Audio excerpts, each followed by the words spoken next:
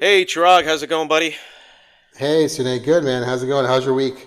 It was a good week. I'm always looking forward to our discussion here, and I know we always like text and exchange emails back and forth about stuff that we're reading and like, hey, we should talk about this and talk about that. And I was super excited about the article that you shared with me where it reported 14% of Americans are getting their news from TikTok, and we're both like, yeah, is that's not good. Like that's Yeah, no, I sent that to you. Yeah, man, I sent that. I saw that in the New York Times, the daily briefing the other day, and the whole the main part of the email was about TikTok and how it's really changing our whole culture. And yeah, that part specifically, that 14% of adults, American adults, are getting that's their primary news source is TikTok is just deeply, deeply unsettling to me. And I can't put my finger on why. I mean, I do know why, but and we kind of talked about a little bit where it's just so superficial, right? Like, what are you learning in a 30-second or 1 minute TikTok? Like how what are you learning really? I mean, you're learning superficially, maybe a headline, maybe the gist of something that's happening, but you're not really understanding anything. There's no room yeah. for I mean, nuance. we've conflated news and entertainment so deeply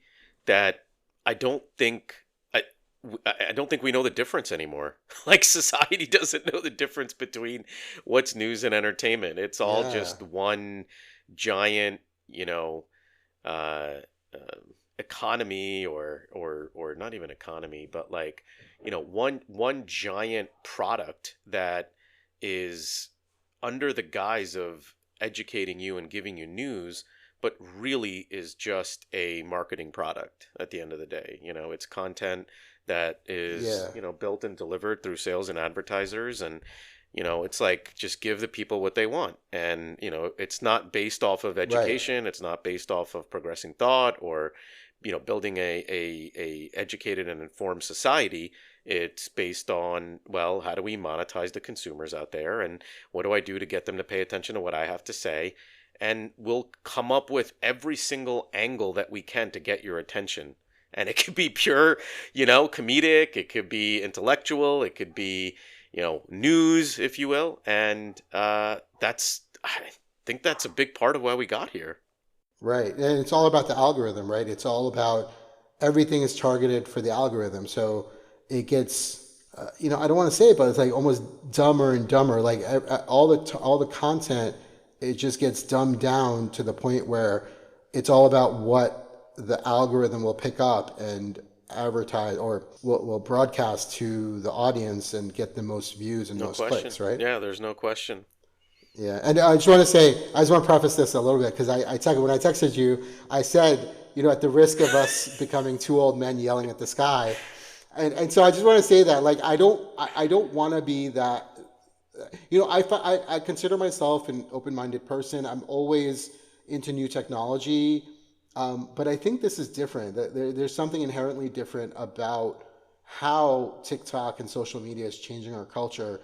That's different than someone in the 50s getting so upset about Elvis, right? Like, I feel like it's different because it's changing how we think and how we interact with each other and how we get our news. It's just No, so different. no, I, And I, do you I agree? totally agree, man. I think about the choices we make as parents because I feel like that is what reflects our beliefs. Because when it comes to making decisions, those have to be made when a child presents you with the scenario and you have to make a decision about, well, how much screen time should I give my kid, or what app should I allow my kids to interact with, and what do I consider appropriate and acceptable in terms of time and and actual products that they use. And that I think I look back on and I say, same thing like you. I want them to use technology. I want them to embrace the evolving, I don't know, I keep coming back to products, but things that they're going to interact with. Like Yeah. that's just life. That happens, it progresses, and there's only so much you can fight and delay, I guess, their exposure to these, social media products, right? And the goal would be to give them a healthy relationship with it. And as they embrace that and have hopefully a healthy relationship with it, we give them tools to analyze and question whether it is a healthy relationship, right? And question whether this is the best use of their time to watch TikTok videos. And they've built the algorithm in such a brilliant way. And again, not to sound like an old man, but like I was so curious about what my kid likes on TikTok. And it's so personal that my 13-year-old didn't even want to sit and watch his TikTok feed with me because he was embarrassed because the feed is Wow. customized to his interests, right? And I'm like, well, let me try to get a better understanding of my kid. And I'm like, Andrew, like, just sit down next to me. Like, let's watch your TikTok feed. And he had to, like, almost filter it and hand select which ones he was okay with he and I watching together. And again, it was the same thing as I'm watching it. I'm like, oh my God. And then the next video comes up and I'm like, oh, I want to see what happens there. Like, it is so addicting. And it's hard to fight. And it's hard if you don't have another Right. basis of reference to know that this is not good and not healthy. And maybe that's what we sound like, old men, because we have a frame of reference as to what it was like to spend hours on a topic and have a deep understanding of something and understand nuance and have discussions that are based in complexities of nuance that progress thought and end up, hopefully, and I think in most cases, allowing us to respect and love each other despite us having differences because we realize we're just debating in the margins. We're not debating in the fundamentals, we're just debating in the margins. And that's healthy and that's fun. But if you never allow yourself to get into nuance, then you never allow yourself to realize that our baselines are pretty much the same. And I think that's part of what I get really frustrated with social media and TikTok and Twitter and Facebook because they don't leave room for a nuanced conversation. It just doesn't exist. And Right. that's what I feel has led to what you talked about earlier of like, is this a bad thing? Yeah, it is a bad thing. Life is nuance. Life is not 140 characters. Yeah, completely agree. And I don't want to get it twisted. Like we did our fair share of wasting time, right? I think back in our college years, but we did a lot of that together in person, and we spent time together. We would talk about things like we wouldn't get snippets of each other or of things like we would talk deeply about things. We would spend time together, and now I think so much of our culture is online that I think we're missing that, or I think kids are missing that for sure. But even adults, to a large extent, are missing out on that, right? No question. I mean, you think about how our lives have evolved in, let's call it, Middle Ages, right? And the amount of time that we spend physically with each other. I mean, look at us recording the podcast. We're like, we're on Right. camera, and this is the most you and I have spoken in years in terms of quality discussions and debates, and it's almost because of the podcast we are engaging in these types of discussions and having a ton of fun doing it. And if we didn't have this podcast, would we still be having these types of conversations and prioritizing this as something important, let alone the physical in-person interactions that, you know, we live hour and a half or, whatever, over an hour away from each other. Our other friends are in Long Island. Our other friends are in upstate New York. Like they're all, separated. And so the physical time that we spend together, like you said, is very limited and to our detriment, I think. I mean, there's not only like the conversations to your point, but just the energy that you feel physically when you hang out with friends and that love that you feel of having another human being in your orbit, in your world, is, yeah, there's nothing that can replace that. There's no digital technology that's built yet that will replace that. Yeah, I completely agree. And it's one of those things I struggle with because largely for the last even before COVID, I was being in IT, mostly working from home. And while I love the convenience of it, especially with younger kids, I struggle with that. Like I do miss being in person sometimes, being part of a team that you see on a daily basis, where you get to work and collaborate. very closely in in person, and I do miss that, honestly. Even though I'll broadcast to the world that, hey, I love working from home because it's so convenient. I don't have to, I can work in my pajamas. Yeah, all that stuff's great, but I do miss it. So much so that I've had to, in the past year. I started volunteering for the New York City chapter of the Project Management Institute, and I think part of it is because yeah, I did want to give back to the community. I've gained a lot from being a project manager and being, certified and all that kind of stuff. So I do want to give back to, younger professionals. But I think a part of me just kind of wants to be be somewhere in person and meet people in person. And I get to go to chapter events and see people in person. I get to network, and honestly, it's not even that I'm an introvert, right? Like it's not something that comes naturally to me necessarily, but it's a testament to the fact that I still miss it. Like it is still something that inherently I think everyone needs, right?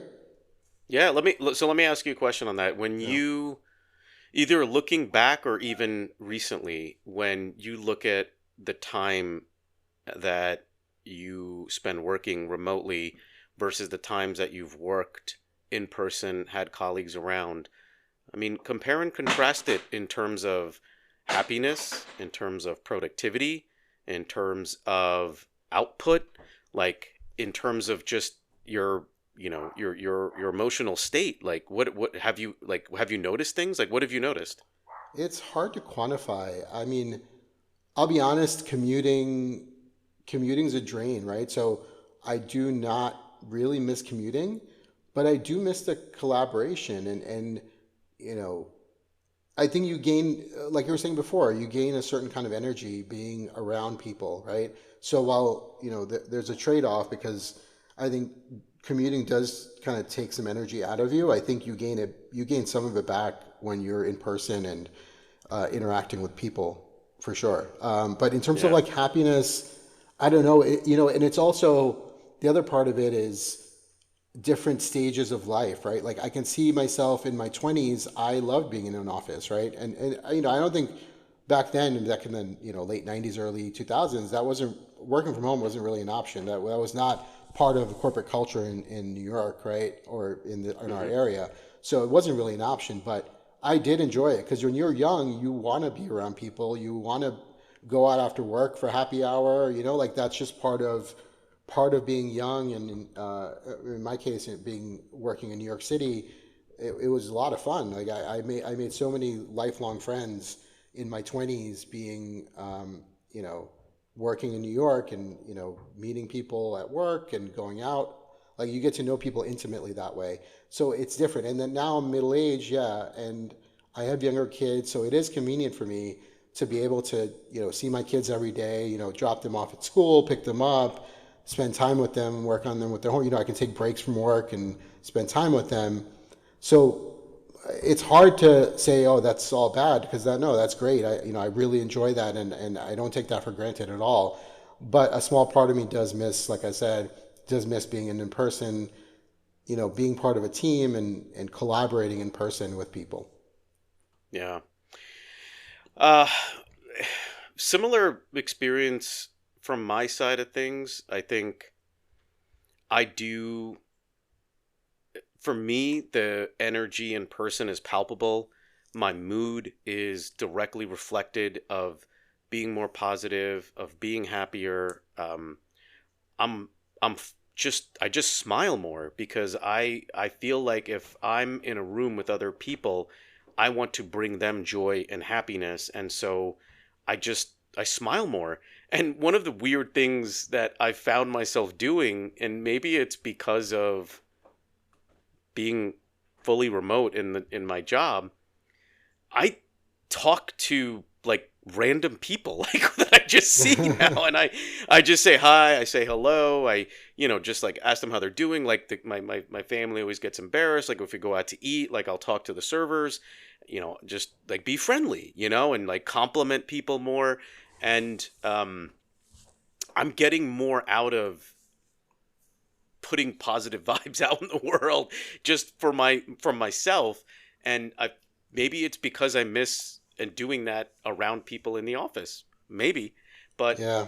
I did notice a change in productivity for myself. I mean, I do notice that, we have a lot of good infrastructure because the whole company is remote. And so I do feel like there's, the hours I work are certainly more, but I think the intensity of the work is diluted a bit, because when you're co-located with your peers and you're in a room together and you're getting these discussions and you're getting shit done and you're able to make, more timely decisions because you're in a room together. You don't have to wait, or hey, am I interrupting you via Teams chat? Like, it's hard to replicate in-person interactions even in a fully remote organizational structure.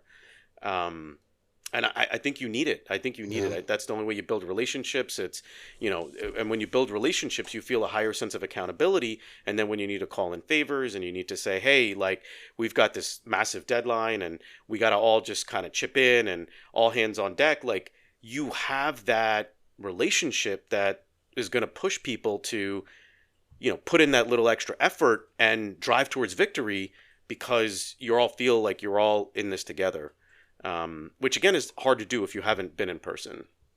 Yeah, yeah, agreed. And yeah, I think you made a great point that the fact that you smile more in the office because you're just around people. I think that's great, and that's probably true. When I see people as well, because you do, yeah, you see people, you want to interact with them, you want to appear friendly, so you smile more, and that changes your whole kind of energy, right? Um, but I also think I don't know if you noticed this, but I think it's a generational thing too. I think us being kind of Gen X, kind of a borderline millennial.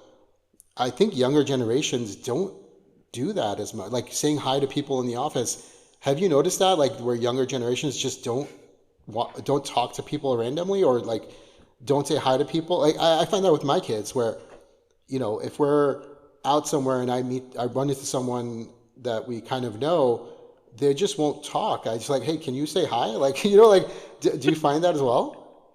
Oh yeah, I took one of my kids out to, we went to the driving range, Yeah. and one of their buddies was there, and they're like, no, no, no, like, we got to go to a bay away from them. Like, I don't want them to see them. I don't want them to know that I'm here. Like, I don't want to have an interaction with them. And I'm like, but why not? Like, you're friends with them. I've seen you hang out with them, but I don't know whether it's awkward because they're teenagers or what. Like, I can't pinpoint it, but social interactions, physical human social interactions, are almost viewed as either fear, or it's just viewed as like faux pas. Like, it's like Hmm. not socially acceptable to talk to another human in the real world. Wow. Like, either they don't know That's how to do it, or it's like socially not acceptable. It's awkward. really, well, That's what I see. yeah, it's so strange, right? Or maybe it's because it's so awkward that it's become socially unacceptable. Maybe, I don't know. Could be, could be, could be. Yeah, I don't know. I don't know. I really don't. Because there's definitely so many dynamics, right? I mean, there's always awkwardness at that age. I mean, middle school is never, never easy and all that stuff. So Sure. there's got to be multiple dimensions to it. But I don't know, man. I think it's just the like what you said earlier of how we became friends. A lot of it was hours physically together, just talking about random stuff. Like playing video games together, or going out to a bar and having a couple of drinks, and just talking and physically being around each other was so, like, that was what we did.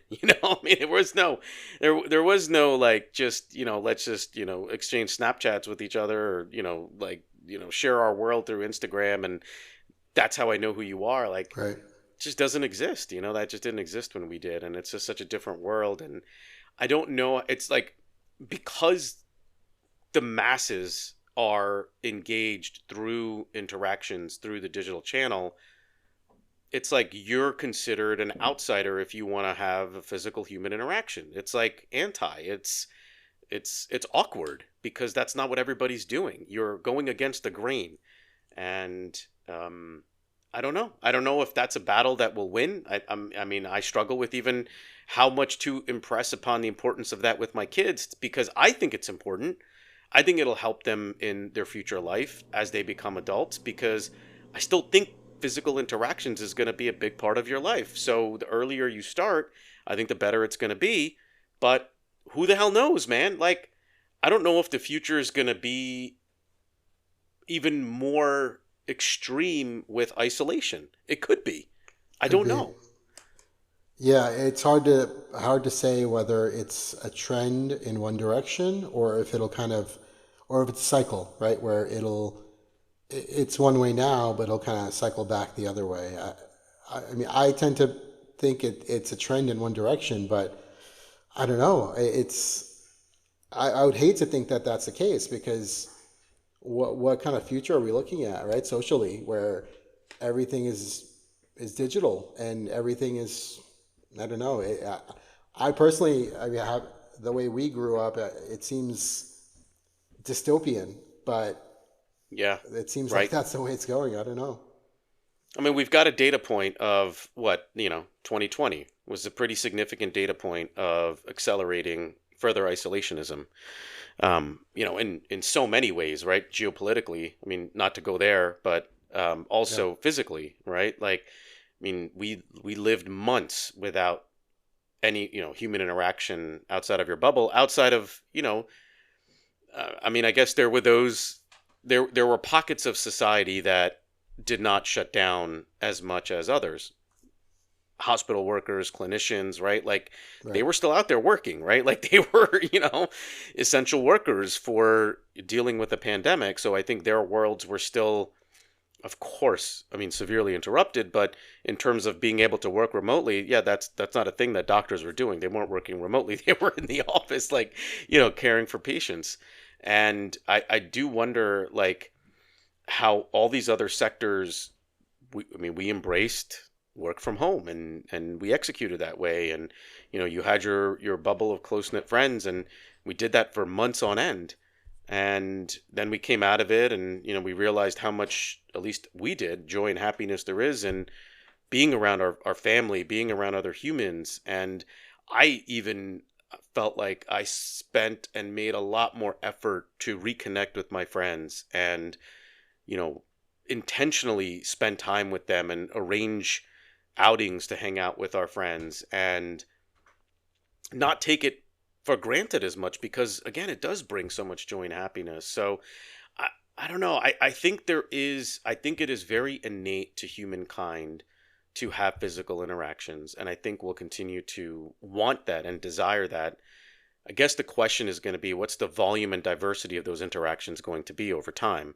Is it going to be a small, intimate group that you just kind of hang out with? Or will we continue to have dozens and hundreds of people that we physically are able to interact with, either through academics or through professional careers or through, whatever we're doing to make a livelihood? And as we evolve as a species, I mean, we can look back and, the hunter gatherer days seem, whatever, eons ago, but we've evolved quite a bit from there in terms of our relationship with nature and, our cleanliness and all of that, right? Like it's progressed a lot. I mean, we're going to continue to evolve. We're going to continue to progress. How much we continue to progress towards isolationism, yeah, again, I don't know. I think it's going to be more. I think it's going to be more. I do tend to think what I tend to agree with you. It is moving in one direction, and I don't know that we cycle back to what it's been. At least not to the degree with which it's been. I think we'll Right. always continue to want human interactions. I just don't know that we're gonna. I don't know what the volume and the diversity will be. Yeah, no, I think you're right. And I think one argument for what you're saying that, that we're social beings, right? We're social animals is if you look at all the statistics around mental health and the pandemic, it's not good, right? Like mental So true. health, like it's really what's the word I'm looking for? It's very stark. Epidemic. Yeah, like it's just the numbers don't look good, and our mental health, like yeah, the fact that the mental health has gone way or whatever the term you want to use, but mental health issues have gone up in the pandemic and since, I think is a testament to the fact that we are social animals, right? We are social beings, and we do need that social interaction, that in person kind of, because we pick up social cues in person from facial expressions and body language and all this stuff that we communicate indirectly, and we're missing out on all of that. I totally agree. The stimulation that we get, the endorphin rush that we get from those human interactions, we're replacing it with like the endorphin high we get from, oh yeah, that's a cool new TikTok video. Let me just click on that and watch it, and you get that little Yeah, dopamine hit, and you're like, oh yeah, that's good. Um, but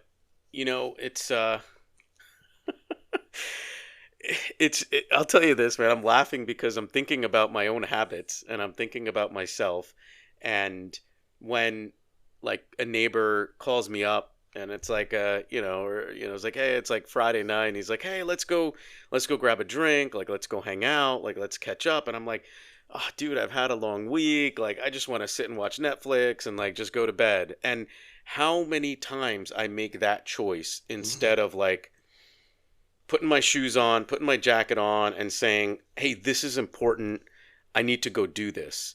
And all the different thoughts that go through my head about that decision are fascinating. And I don't know if I'm alone in this. So I'm going to share with you what they are. And I want to hear from you. Do you go through any of this stuff? So first thought is like same like what I shared. Like I'm tired. I love watching Netflix and like then just calling it a night and it's like enjoyable. Sit and hang out with my wife, cuddle my wife, spend some quality time with her, make sure she knows how much I appreciate her, like take care of my family life, tuck the kids in, make sure they know I appreciate them, like tell them a little bit, give them a good night kiss, all that stuff, right? Like just do my job as a father and a husband. And if I go and I socialize on a Friday night or a Saturday night, I'm shirking some of those responsibilities. sure. So that's one of the angles. The other angle is like literally I'm tired. Like I'm physically tired and I don't want to move. And I just want to stand still. Third is it's cold. I got to bundle up. Who's going to drive? We got to have a discussion. We got to have a debate. We got to make decisions.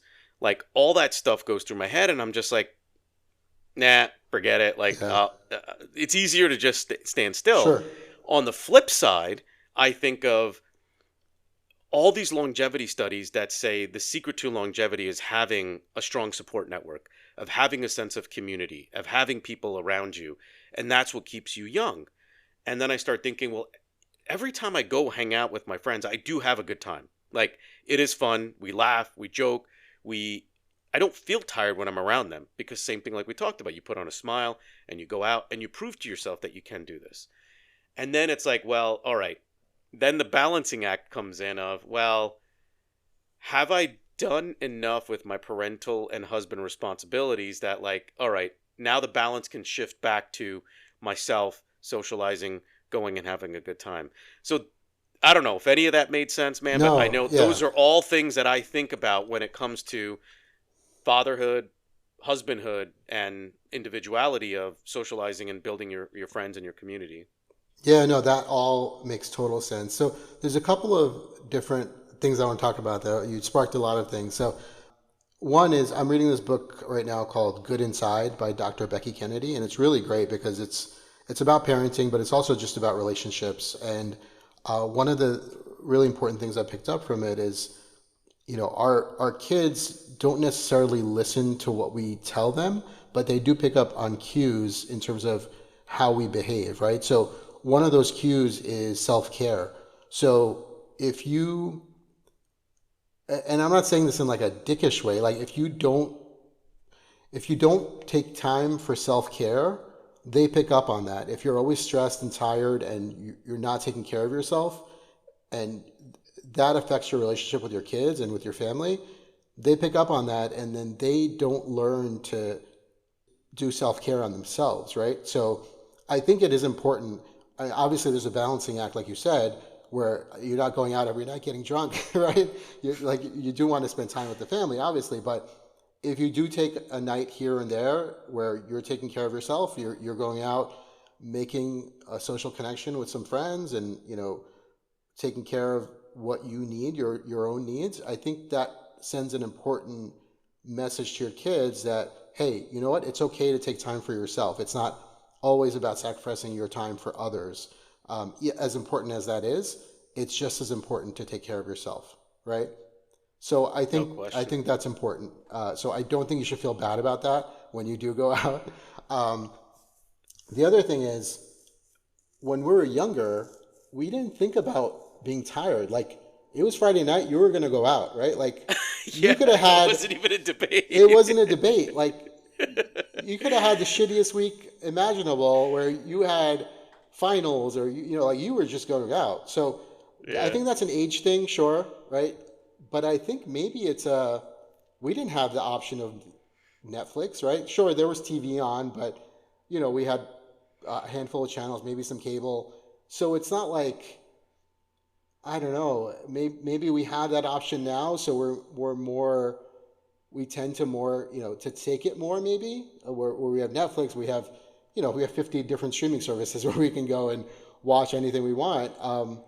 So we have that option, but we didn't really have that option back then. So, you know, even as an older adult back then, I think you just didn't have those options, so you tended to go out more socially. Does that right? Like, I think that Yeah, I think so. that tracks. So yeah, I don't know, man. It's a maybe an age thing, but also maybe a it's so, like, our society is so different from even 20, 30 years ago, that I think that's what's impacting how we behave and these choices that we make. Yeah, and you go back to the point of what drives our choices. That I, for me, and I think similar for you, it was like when we were studying in college, I studied so that I could feel good about going out and partying on Friday night and Saturday night. Right. And I feel like I'm trying to kind of tap into that a little bit now, where it's like, all right, I'm at work, I work really hard, I'm diligent, I get my stuff done, and like then the weekend comes, and there's still sometimes obligations for work, and we get it all done.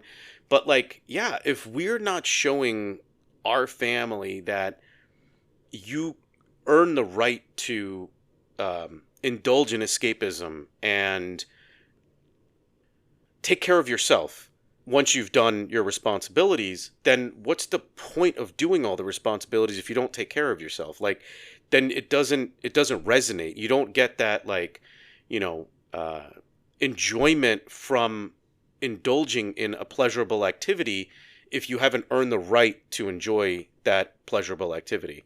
And I feel like now, like, and this is what you were getting at too, if the pleasurable activities level of delivery is so high now, that now the social interactions have to be even greater than that. And, I think television, when we had it, was okay, yeah, it was fun. Like, we watched it, but like, it was nowhere close to the enjoyment we got from a bunch of us going out to a club or going out to a bar and having a talk and having a drink and meeting people and seeing other people and being stimulated. Like, at least for us, and that was just way more enjoyable. It didn't compete with the alternatives that we had. And I don't know what that level of enjoyment is for kids now. I don't know whether the rush and the dopamine hit of spending a night on TikTok and spending a night watching YouTube or whatever, watching Twitch even, or and then playing Xbox and PlayStation, is greater than physical human interaction. It probably is.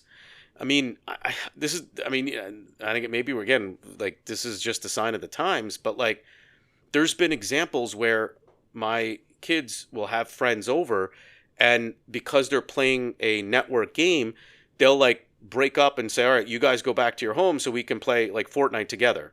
And then they'll just socialize through the platform and their headphones and talk to each other, as opposed to all being in one location, all watching one screen, because they can't play the game physically together because of the way the game is set up. And in that situation, you're almost like, well, it's fun, we like playing this game, but we can't play this game and socialize physically together, so we separate. And now we're playing not physically together, digitally together, and getting some type of connection. But if that is what is normalized in their upbringing, that digital communication, digital engagement is enjoyable, and this is how we're going to define enjoyment moving forward, just might be the way we progress and evolve. Might become normal. Yeah, You it's disagree? I know you're thinking. I no, see you no, no. thinking. I see I'm the gears thinking. going. No, I I don't don't. know. I I hope don't I'm wrong, disagree. man. Challenge it. Give me some hope. Give me I, challenge it. I don't know. I hope you're wrong too. But unfortunately, I don't see it. I don't see how we come back from that. But yeah, you're right. I mean, we we used to just go out and you know it was just it was just that normal, right? And I feel like it's Yeah. becoming this thing where it's not considered normal, and I don't know how we come back from that. I'll just say Yeah. one thing I've been trying to personally do, and maybe I'm just masochistic, but in this era of binging, I've been consciously trying to not binge because you know what? I don't know if you found this, but if you burn through a TV show in back to back to back to back, let's say you burn through 10 episodes of a season in one sitting or 2 3 days, I don't know, are you really absorbing that?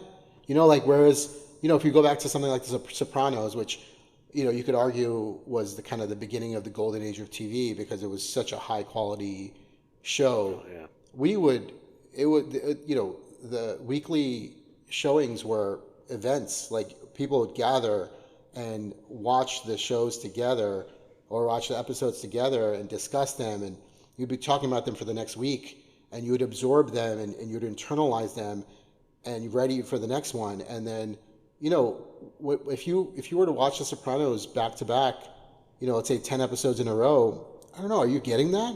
And No. I think this kind of takes us back to our original point of people getting TikTok, or we're getting their news from TikTok. Is that what kind of depth are you getting from TikTok? I'd say zero depth, right? Like, you're getting Yeah. the Yes. the very highest superficial level of news, a headline and maybe a blurb, and that's basically it. And are you understanding anything about our world by getting that? I don't know. I don't think you are. No. No. No. You're not. Such. Excuse me. Such great points, man. All around the whole. I mean, binging has created even more isolationism because you're just gonna sit in your room and watch them all because you're like, oh my god, I have to know what happens, and they design the cliffhangers brilliantly. Like, the writers and the whole production is brilliant to get you to wait for that episode. And I mean, talk about.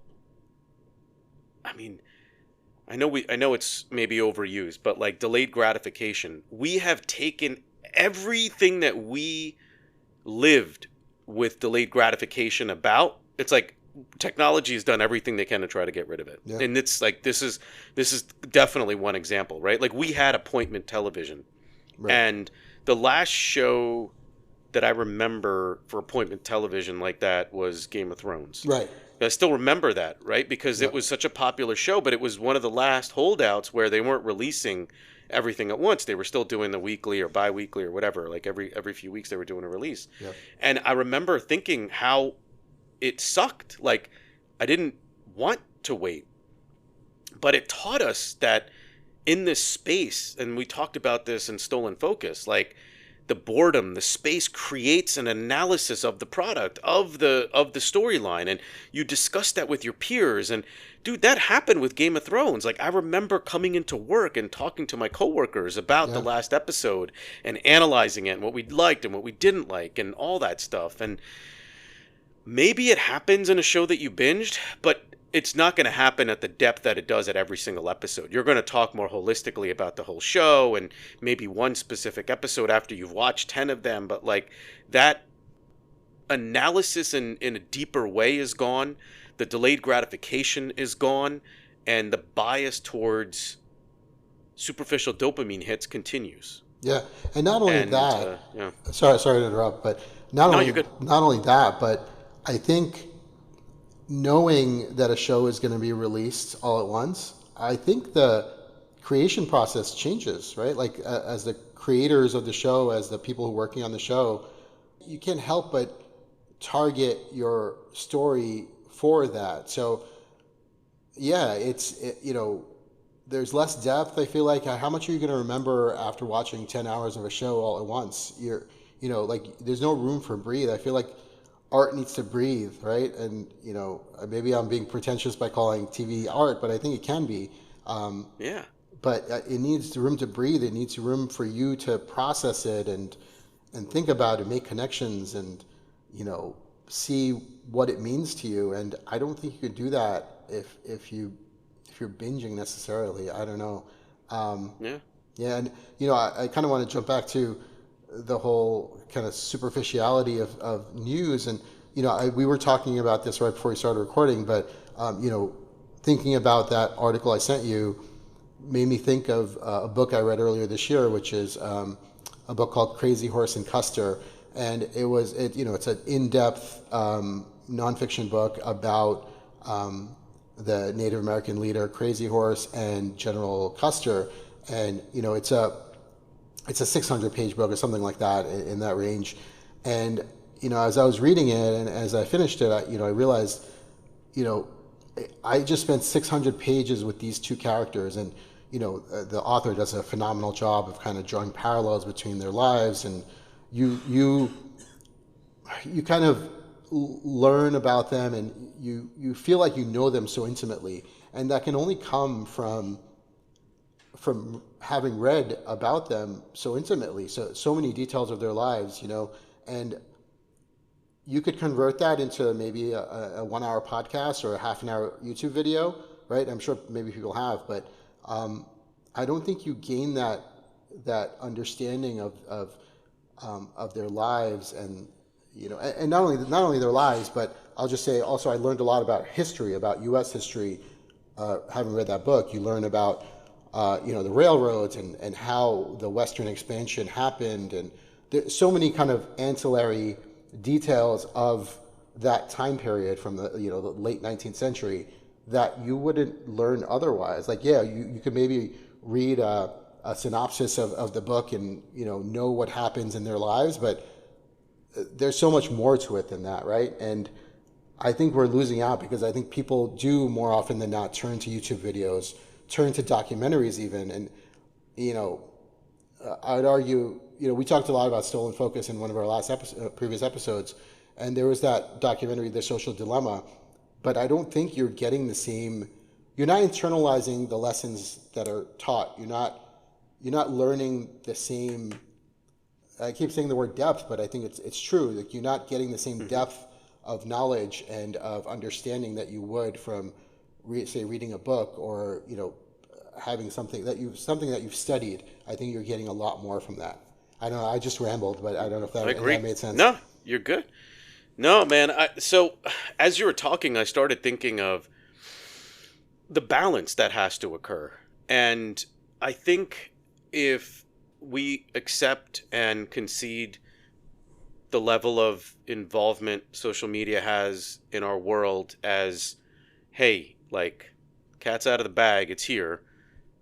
We've created this scenario, and now we have to live with it and decide what's acceptable, and how much we want to take our focus back as the consumers, which has, I think, been a big theme throughout, I think, every one of our episodes, like encouraging our audience, ourselves, to take our focus back and be more purposeful with how we spend our time.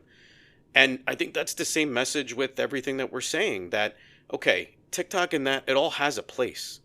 Like, it's here, we accept it, it's a part of our society, it's Right. not going away. But it doesn't have to be all of it, right? We have to treat it with the respect that we do drugs, alcohol, tobacco, gambling. Like, treat it with respect. It is a dopamine hit. It does make us feel good.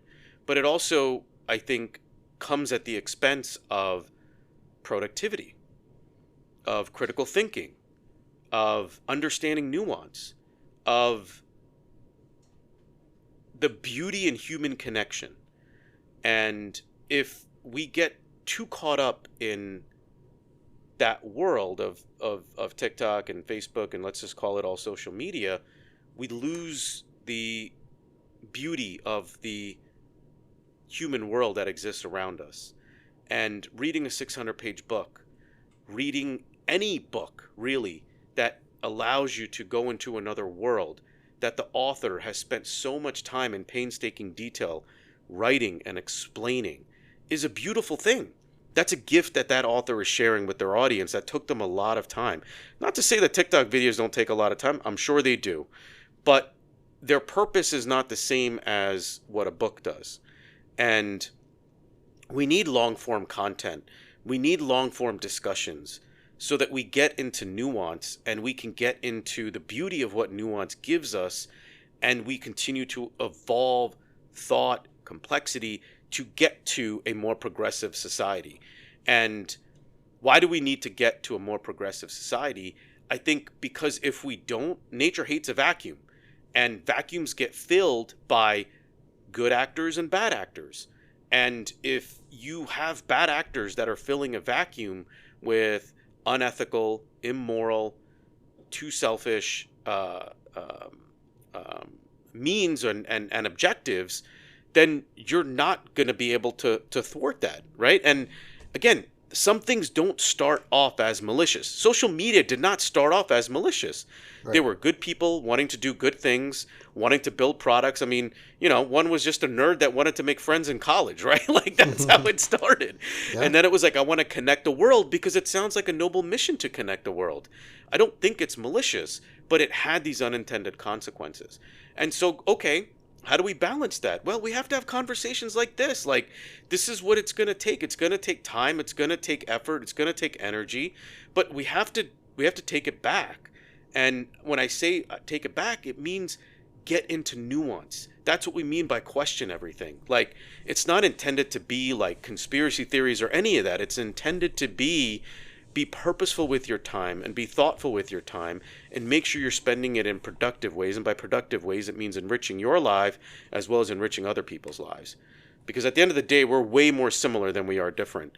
And I don't think we get that level of appreciation in social media because it's so quick and so easy to find something that you can criticize or cancel or destroy another person about.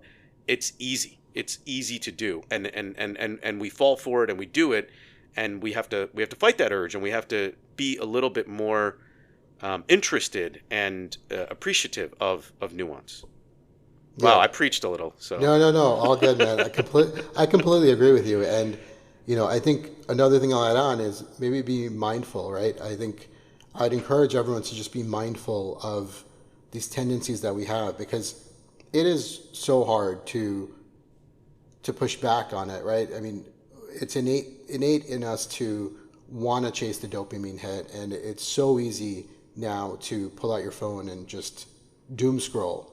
And I'd say yeah, just be mindful of it. And I think if you're mindful of it, then you can make the change if you want to, right? I mean, I would yeah, I would think most people would want to doom scroll less. So if you want to, then be mindful and be aware of what you are doing so that you can make that change. So you can catch yourself faster, maybe train yourself to catch yourself faster before you doom scroll for an hour, right? And maybe next time you'll catch yourself 55 minutes into it or maybe 45 minutes into it. Like I'm just saying progress is good. Any progress is good. So, just be mindful. And don't worry yeah, if you're being preachy. So, I want to mention that, we had this conversation after the Stolen Focus episode is that we both worried that we were being too preachy and too kind of too preachy basically. And we were going back and forth saying, hey, should we edit out some of that stuff? And I said, no, we should, let's just keep it all and let's just be honest and let's talk about it in another episode. And I think we should, let's address that. I think, we're expressing our true feelings and, our personal experiences. And I think this is how we feel. And we don't think, on the whole that social media is a great thing for society. And, if you don't agree with that, fine. I don't necessarily, I'm not here to please everyone. And I think, I'm okay with my opinions, and I think you are as well. So, I think we're going to continue to be honest, and but if you don't agree with us, feel free to reach out to us and tell us that, right? And we'll discuss it. We'll bring it up. If you want to come talk to us, and we'll have you as a guest and we can debate it. Totally agree. No, it's great. It's a great call out. Great points. I think it's so interesting that when we, at least I personally, like, maybe when, as you and I were debating, and maybe I can say we, like, it takes courage to take a stand and to say things that are maybe going against the grain a bit, and um it comes across as preachy when you do take a stand, but it's like, I don't know, I don't know what else I would feel more passionate about than this, right? Sure. Like, Yeah. it's a pretty, it's a pretty significant part of our society, of our life, and it's impacting our country. It's impacting our world when we're not realizing that we have more similar than different. And I feel like it's not interesting to look at our similarities. And that's why it's not on social media, because it's not interesting. And as you were talking about, like, being mindful and being thoughtful and more intentional with our actions, there's no better way that I've found to be more mindful and intentional about what I'm doing than talking with friends. They keep it real, because then I share a thought and you and I have a thought. I mean, just as we've done on this podcast, and it's like, is it preachy? Well, no, we should, like, dude, this is how we feel. Like, it's okay to feel this way, and it does cut against the grain, and maybe it is somewhat controversial, but, like, so what? That's what debate is. That's what talking is. It's to bring out other perspectives. And if you do disagree, like, that's the whole point of this. I remember when you and I even started the pod, it was like, dude, we just want to have interesting conversations. And if everybody agrees with everyone, that's not interesting. But it shouldn't be debates in superficiality. It should be debates in long form discussion. And that's what this pod is about, right? Like, that's what I think I wanted to do when we started this, and I think you and I agreed that that's what we wanted to do here. Like, it wasn't just something that's just going to be a sound bite and, like, hey, we move on. Like, that's just not what we're trying to do here. Yeah, absolutely. And I was, as you were saying that, I was like, there may be some Gen Z people out there who are totally pissed at us because of what we're saying. But hey, you know what? If you feel that way, reach out. We'd love to have people on who disagree with us. And like, I think the only true way to know how you feel is, and we talked about this before, is to think about it deeply and to have these discussions. And I think through these discussions is how you figure out what you really think, right? And so Yeah, yeah, like, come on and we'll discuss it and we'll debate it, and let's see how you really feel and let's see how we really feel, and let's hash it out. let's do it. Let's question everything. Let's do it. All right, man. God, an hour just like flew by. That was a fast one. That Yeah, was that a was a fast fast one. one. That was a great discussion. And I think Good deal. I think that we wrapped it up nicely. I think we brought it back to what we started with, and yeah, let's. I think that's the pod. That's the pod. All right. Thanks, everyone. Good talk. Thank you. Later. All right, that's the pod. Great discussion as always. We hope you enjoyed it, and if you want to join the conversation, email us at questioneverythingexcept@gmail.com. See you next time.